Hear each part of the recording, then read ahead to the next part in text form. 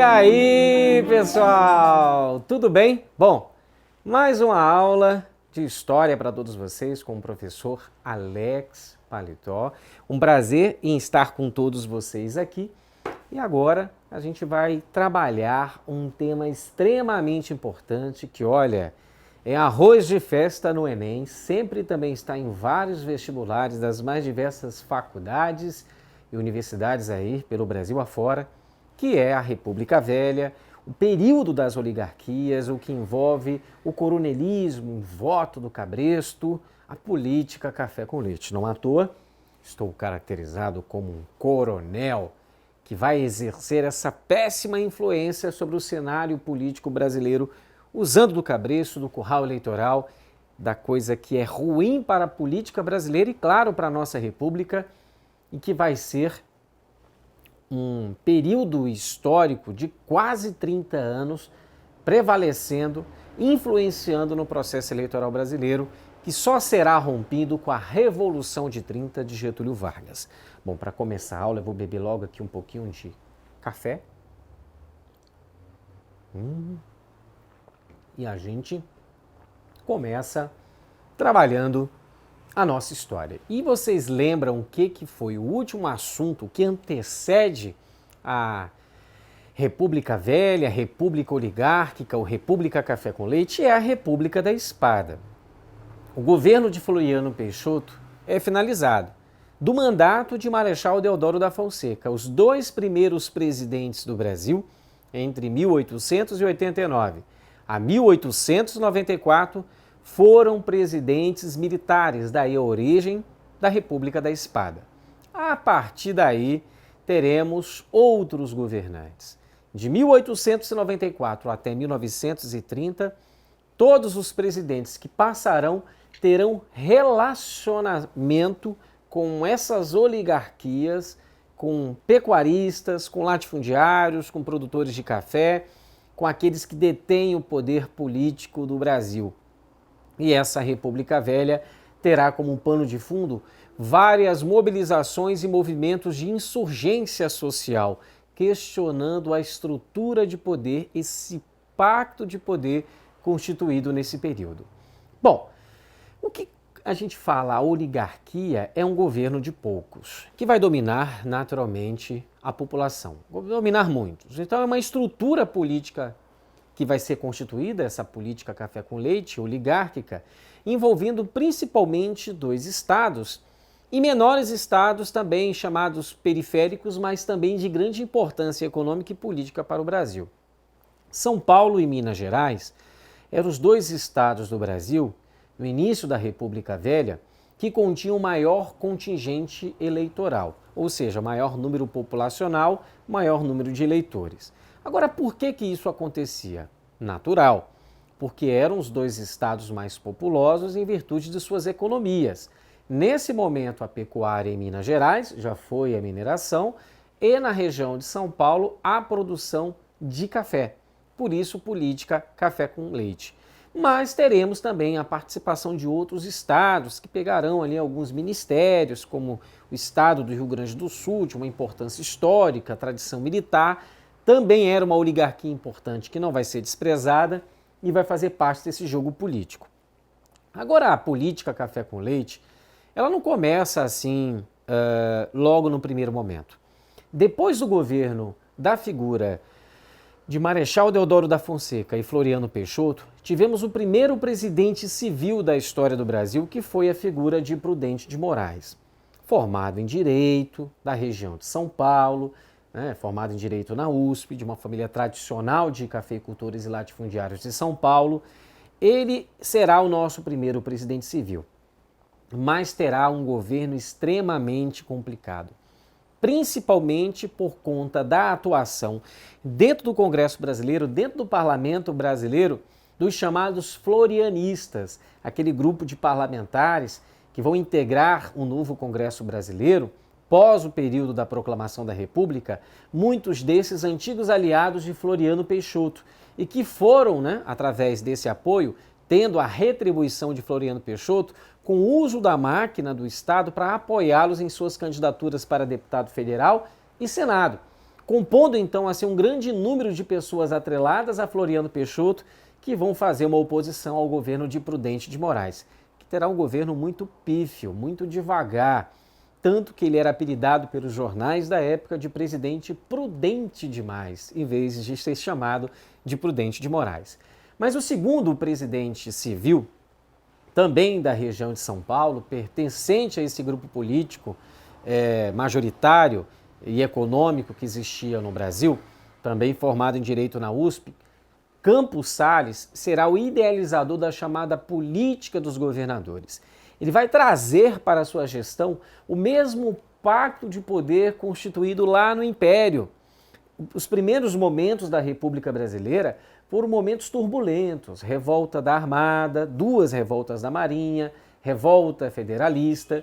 Temos em 1893, no final do governo de Floriano Peixoto, já teremos a revolta de Canudos, ou seja, ele passa a entender que era interessante criar um pacto de poder, como foi feito lá por Dom Pedro II, quando ele é o fiel da balança no parlamentarismo às avessas, revezando no poder liberais e conservadores no poder, atendendo aos interesses desses grupos hegemônicos.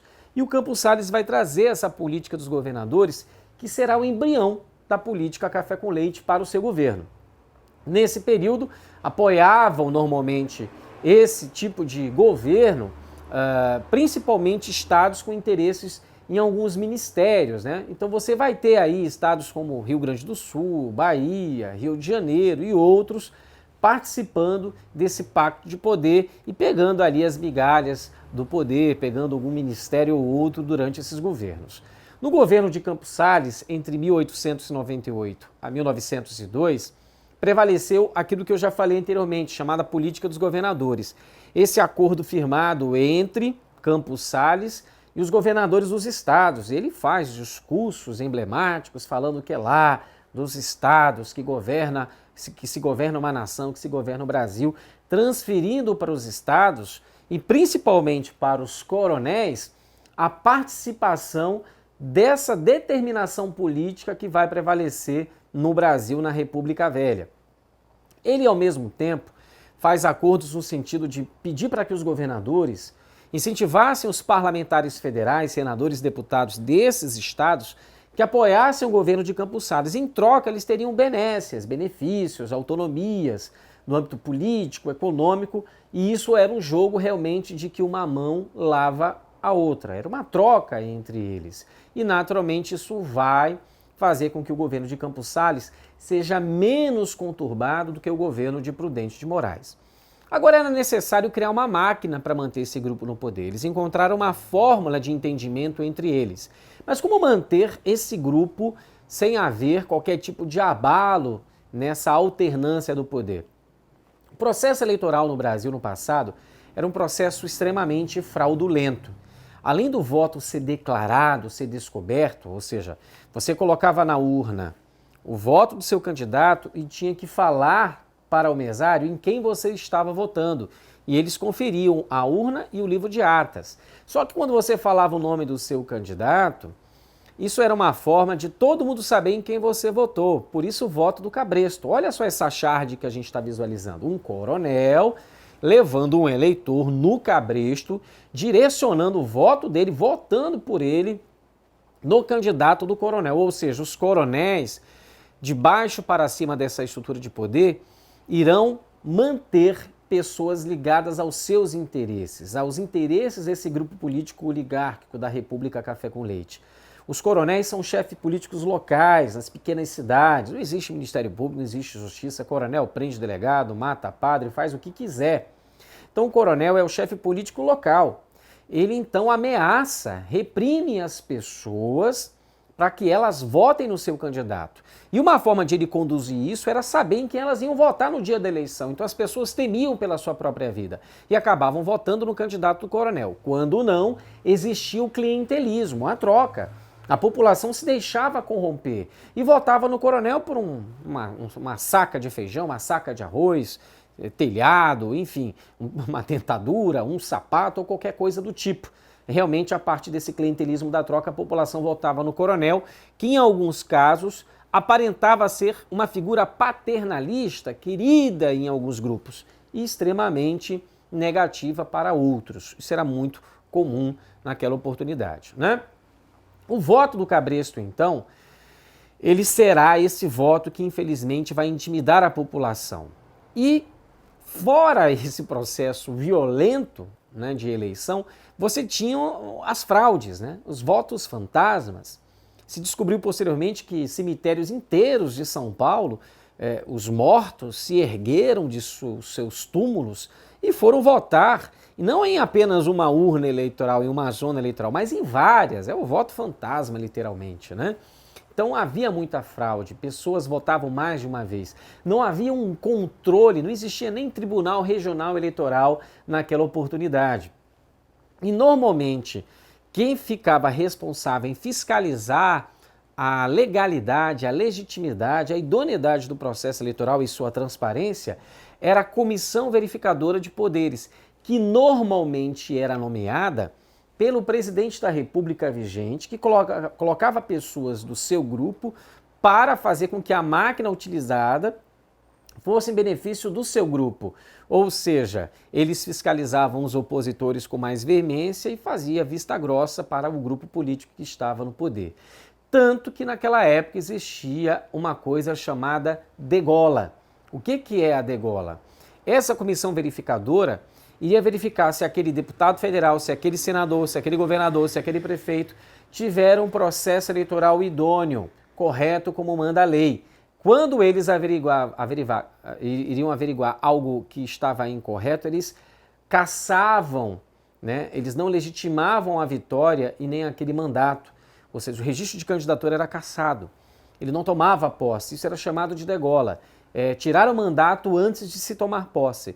E normalmente os opositores ao grupo político que estava no poder, em sua grande maioria, sofriam desse mal. Perdiam o mandato antes mesmo de tomar posse por alguma irregularidade forjada, fraudada pelo grupo político que estava no poder. Agora é interessante também entender como estava a economia no princípio da República Brasileira. Devemos lembrar que o Império deixa uma dívida absurda para a República. Por isso a República aumenta tantos impostos e por isso tantas revoltas sociais vão acontecer, como a revolta de Canudos, no primeiro quarto ali da República Brasileira. Dentro dessa estrutura econômica, os cafeicultores sofriam muito com a crise do café. Fica claro que esta república vai atender realmente os interesses das oligarquias. Isso é tão claro quando é assinado o Convênio de Taubaté.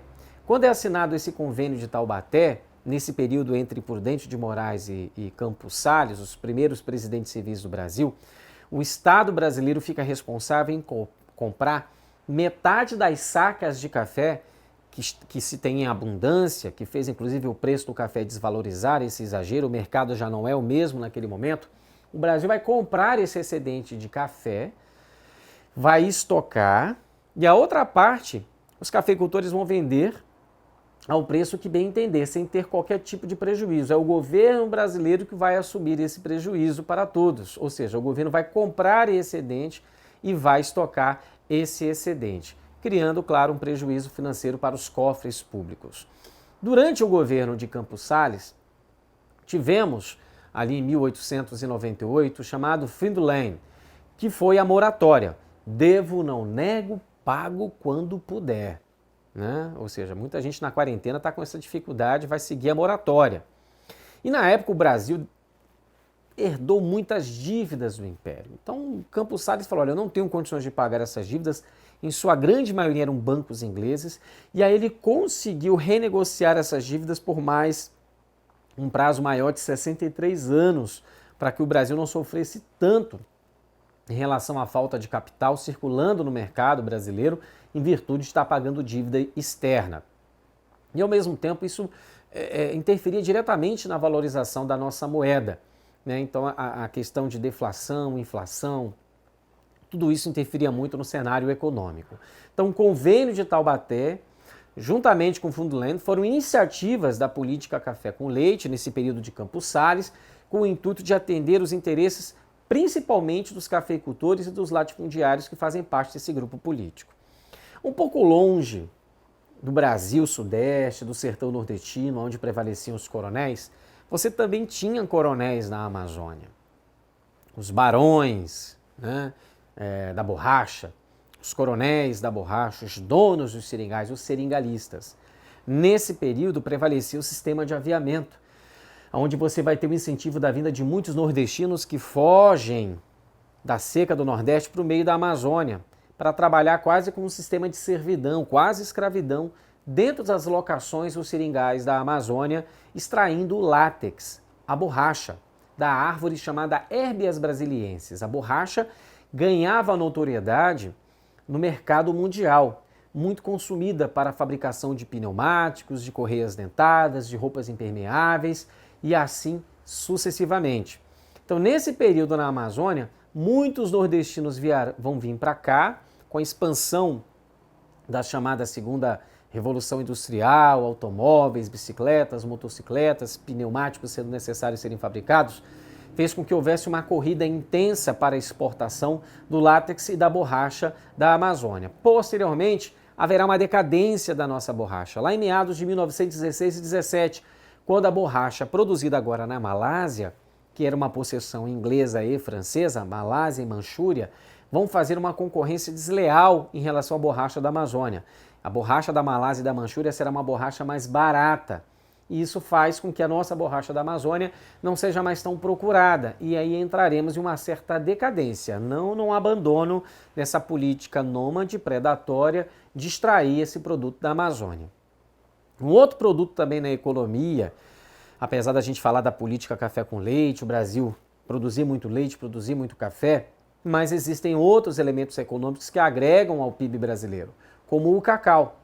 Principalmente ali durante a Primeira Guerra Mundial, onde você vai ter uma disputa territorial em regiões da África e da Ásia que também produzia esse chocolate, a partir desse elemento, desse cacau, esses demais produtos passaram a ter um significado econômico diferente para o Brasil.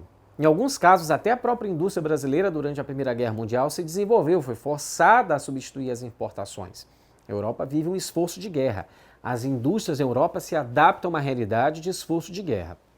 Aqui no Brasil, você vai ter, além do cacau, principalmente produzido no Nordeste brasileiro, você vai ter outros produtos. O açúcar ainda será um elemento econômico importante, o couro, o algodão, o mate dos coronéis do Rio Grande do Sul, os coronéis ervamateiros, que farão parte também desse grupo político hegemônico, que inclusive vão pedir autorização da República Café com Leite para atacar os camponeses que viviam na região do Contestado, uma região ali entre Santa Catarina e Paraná, que vai gerar a revolta do Contestado, que é um tema que a gente vai trabalhar um pouco mais na frente.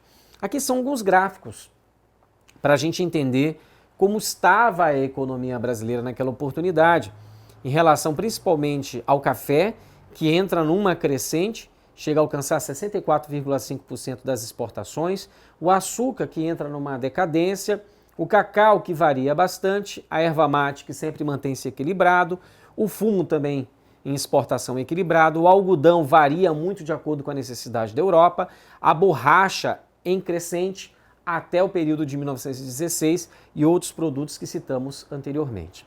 Nesse período também vai se destacar a questão diplomática, a política externa brasileira pós o período do Segundo Reinado, já no período republicano.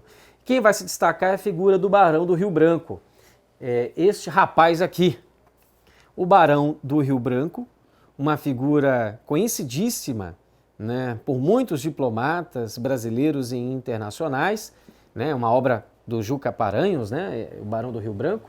Luiz Cláudio escreveu esse livro maravilhoso que conta a história desse grande diplomata brasileiro, que resolveu muitas situações fronteiriças entre Brasil e países da América do Sul e até outros países também. Ele acabou sendo levado a ser mediador. Então o Barão do Rio Branco foi o principal responsável pela política externa brasileira nesse período. E aí ele vai resolver, por exemplo, a questão de Palmas, né? Na história do Brasil, uma disputa entre Brasil e a Argentina, pela antiga região missionária no atual estado de Santa Catarina e Paraná, que é a região do Contestado, né? Que nós citamos anteriormente, que inclusive levou o Percival Farquhar, um personagem conhecido para Rondônia, que construiu a estrada de ferro Madeira Mamoré, a ter que construir uma ferrovia entre essas duas regiões, entre Santa Catarina e Paraná, região do contestado, que o Brasil ganhou a partir da mediação dos Estados Unidos naquela oportunidade em que o Barão do Rio Branco foi importantíssimo em defender os interesses brasileiros e saiu vitorioso. Um outro momento também bastante importante foi justamente a anexação do estado do Acre, que foi uma outra problemática também que tivemos na diplomacia brasileira com um país vizinho chamado Bolívia, onde anexamos um território nas regiões do Beni e Pando, na Bolívia, extremamente porosa, onde havia uma grande extração de borracha por brasileiros oriundos da província ou do estado do Amazonas, e através da liderança do Plácido de Castro, transformaram o Acre em uma nação independente, que depois foi anexada ao Brasil, a partir de um acordo mediado pelo Barão do Rio Branco, no qual o Brasil pagaria uma indenização de 2 bilhões de libras, construiria uma ferrovia ligando a Bolívia ao Brasil, a ferrovia Madeira-Mamoré, para resolver um problema de escoamento de produção de quinino, castanha, borracha e outros produtos da Bolívia para o Oceano Atlântico, no período em que a Bolívia perde o acesso ao Oceano Pacífico, quando é derrotada nessa guerra contra os peruanos e contra os chilenos. E aí ela precisava encontrar uma alternativa que seria essa ferrovia. E outros itens importantes também que condicionaram o Tratado de Petrópolis, que foi mediado pelo Barão do Rio Branco com muito sucesso. Inclusive, na necessidade do Brasil dar um outro território à Bolívia, um território inclusive que era do estado do Mato Grosso, em contrapartida da anexação do estado do Acre. Bom, a política café com leite ela sofreu alguns abalos durante a sua existência. E a gente não pode deixar de falar sobre a campanha civilista. Naquele momento, o estado de Minas Gerais, no revezamento, fica um tempo São Paulo como o presidente da República, um outro tempo fica o Mineiro como presidente da República. Esse revezamento político sofre um abalo. Quando chegou a vez de Minas Gerais indicou o presidenciável Hermes da Fonseca. São Paulo recuou, bateu de frente, falou: não queremos Hermes da Fonseca. Por quê? Porque ele é um militar. E porque ele é sobrinho de Marechal Deodoro da Fonseca, foi chefe civil da Casa Civil, chefe da Casa Civil durante o governo do tio dele, o Marechal Deodoro da Fonseca, que é um cara muito truculento. Não queremos mais militares governando o Brasil, somente civis. São Paulo aproveitou-se então da fama da figura do grande jurista e escritor Rui Barbosa, que também foi colaborador, coincidentemente, do governo de Marechal Deodoro da Fonseca, só que era um civil, mas havia se destacado em uma grande conferência internacional em Haia. E ele volta com muita popularidade, vem com popularidade em alta. E indicam esse baiano, grande advogado, grande escritor, grande jornalista, para ser o presidenciável por São Paulo. E aí surge a chamada campanha civilista, um civil no poder. Lembramos o que os militares fizeram nos princípios da República Brasileira. São truculentos, fecham um congresso, estádio de sítio, são duros, repressores. Mesmo com o apoio de São Paulo, Rui Barbosa não conseguiu vencer a máquina que apoiou o Hermes da Fonseca. Hermes da Fonseca só perdeu nos estados do Nordeste e em São Paulo, naturalmente em virtude de Rui Barbosa ser um nordestino. Por isso, inclusive, Hermes da Fonseca vai promover uma série de intervenções durante seu governo quando ele tomar posse. São as chamadas políticas às salvações, salvar os estados periféricos falidos pelo coronelismo local. Isso, inclusive, vai gerar algumas revoltas, entre elas a revolta de Juazeiro, liderada pelo padre Cícero. Mas, de fato, o Rui Barbosa, do Partido Republicano da Bahia, não conseguiu vencer o seu adversário Hermes da Fonseca, que será presidente do Brasil, mantendo o rodízio da política café com leite, porque ele era o mineiro, era a vez de um mineiro, era o representante dos mineiros naquele momento, não prevaleceu o desejo de São Paulo em que seu candidato vencesse. E aí, a partir desse momento, teremos vários movimentos sociais que vão eclodir na República Velha, na República do Brasil, nesse período da política café com leite. Mas sobre esse tema, Canudos, Chibata, Cangaço, Contestado, Revolta da Vacina, greves de 1917, Revolta de Juazeiro, sobre essas temáticas falaremos na próxima aula. E lá aguardo todos vocês para acompanhar os nossos vídeos, preparados com muito carinho, levando a vocês a melhor informação do nosso passado. Valeu, pessoal. Espero que todos vocês tenham gostado da nossa aula. Aguardo vocês no próximo programa. Tchau, tchau.